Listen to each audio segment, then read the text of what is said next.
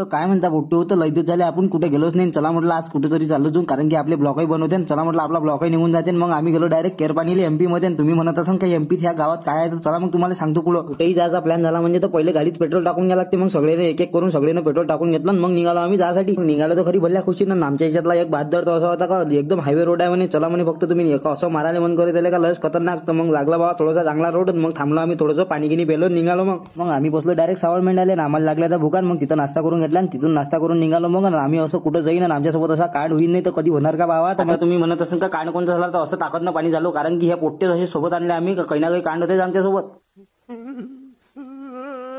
मग थोड्या वेळानं पाणी तर झालं, पण लावली गाडी चाबी निघालं. मग तुम्ही म्हणत असाल का पोचलेच नाही का बाबा, हे तर आमच्या गावावरून 100 किलोमीटर आहे, लय दूर जायला लागते बाबा. तर मग असंच गोष्टी करता करता पोचलो आम्ही केरपाणीच्या बजरंगबली महाराज पाशी. मग आमचे उज्ज्वल दादा म्हणे तुम्ही घंटा वाजू नका म्हणे, 10 जणीचा मिळून मीच वाजवतो म्हणे. मग आम्ही आलो डायरेक्ट मंदिरात आल्यावर या केरपाणीच्या बजरंगबली महाराज पाशी अशी एक खासियत आहे म्हणजे का नारळ चढवल्यावर कोणतीही मन्नत पुरी होते. म्हणजे तुमच्या कोणी मनात इच्छा असेल, काही मन्नत मागायची असेल तर तुम्ही केरपाणीत चालले जाता. आम्ही मस्त दर्शन गिर्शन केलं आणि मंदिरात बसलो मग थोड्या वेळ, कारण की थकलो लय होतं बाबा. मग आमचं दर्शन झालं मस्त. मग आम्ही केरपाणीला करून दिलं बाय बाय. आम्ही निघालो घरी जायसाठी निघालो. मग आम्ही आलो डायरेक्ट सावलमेंढाला. सगळेजण थकले होते तर मग सगळेजणांना चहा घेऊन घेतला. मग आजसाठी एवढंच, भेटू आपण आता पुढच्या ब्लॉक मध्ये.